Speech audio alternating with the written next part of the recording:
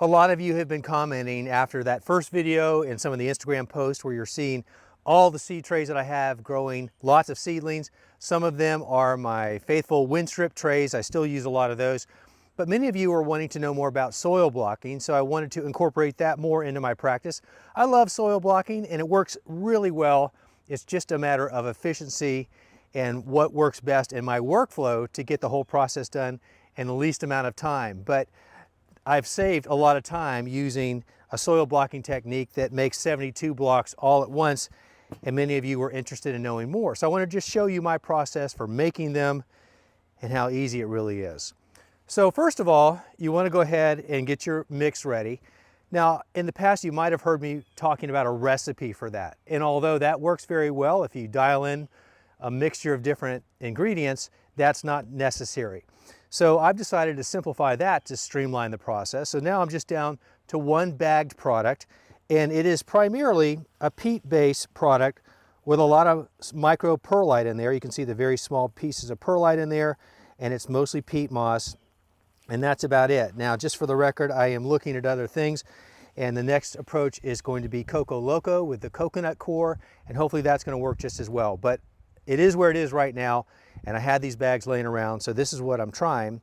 This is Lambert's seed starting propagation mix, in case you're curious on what this is exactly. So it's just that in water. And so how much water? Well, see all that coming out of there? Now that may look like a lot of water. I initially thought that was too much, but when I talked to Dan, the designer of the Swift Blocker, he assured me that water is exactly what you want coming out when you squeeze it, because that is actually what binds the soil block together until the roots are able to do that on their own. So you really want it wet because you can squeeze it out as you're about to see me do. So the first step of the process, after you get it all nice and wet, and this, I gotta love it, it's like, you know, mud pies, you're just gonna go ahead and load it up. Now, you see this bottom base of the soil blocker just sitting on this old work table.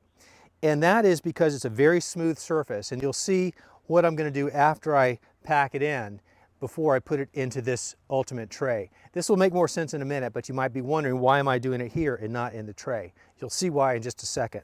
So I'm going to go ahead and just throw it in there liberally, kind of pack it down as I go. And I like also the fact that I'm not working in the bottom tray right now, because I can be a little messier and faster. And there's going to be some overflow and spillage that I don't have to worry about messing up the bottom tray and getting in the way when I water.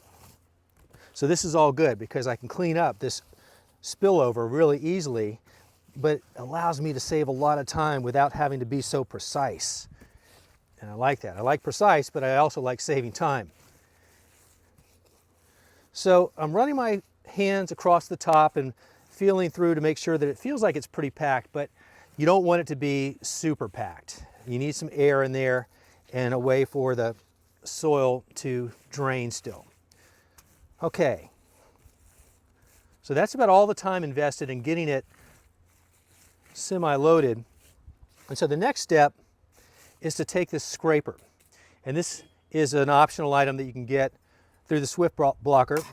But this is going to clean off the top, and then you're going to come back through and trace back what you just scraped to backfill. And then I'll do that on the other side. And that helps compress the soil down into those blocks more, provides that pressure. And then I'll come back over with my hand and go back the other way. That may be enough, but I'm going to do it one more time. And that excess I'll just put back into the tub. So this way, this way, this way, back with my hand. There's a little bit of excess. I'm going to knock that down, and I'll repeat it on this side, this way, this way, this way. Take that excess off, clean up the mess that you can't see, but I can, and I like a clean work area. That's just me. So one final run of the hand over the top. Okay, now, here's where that smooth surface comes into play. I'm going to slide this off of here, and this is just going to unlock the suction that exists when you're pressing down against that flat surface, and it lets you work with a very smooth bottom as you put it into the permanent tray.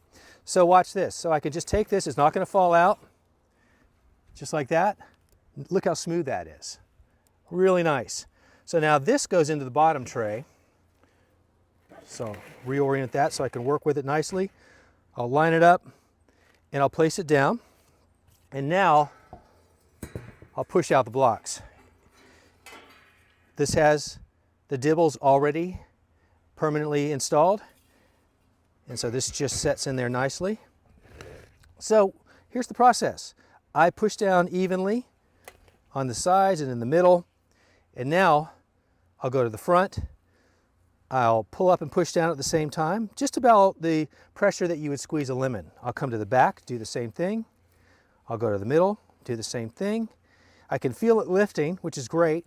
And again, it's not hard, there's no pressure on the fingers, but I'm going to repeat the process. I'm going to go to the front, lift and pull, back, lift and push, and middle.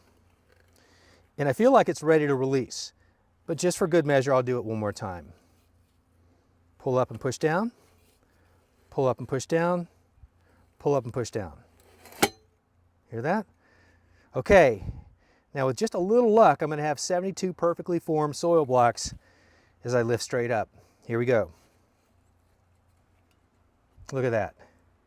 Now that was fast. 72 perfect 1.5 inch square blocks ready for seeding, and it's that easy. And so you can really knock out a lot of trays in a short period of time, something I was really looking to do to speed up and streamline my process, and this is working out very well.